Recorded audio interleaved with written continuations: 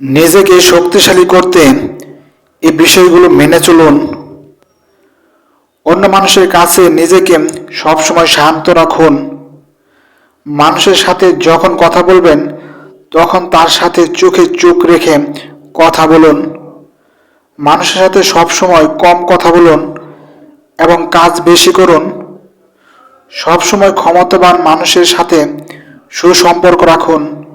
কঠিন পরিস্থিতি মোকাবেলা করার জন্য সবসময় নিজেকে প্রস্তুত রাখুন।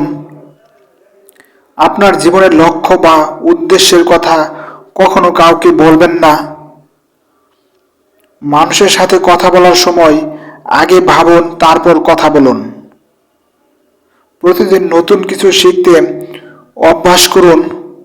মানুষের সাথে ভালো ব্যবহার করুন এবং অন্যায়ের প্রতিবাদ করতে শিখুন। সবসময় সৃষ্টিকর্তার উপর বিশ্বাস রাখুন এবং সব কাজে ধৈর্য ধরুন। আন্তরিক ধন্যবাদ সবাইকে।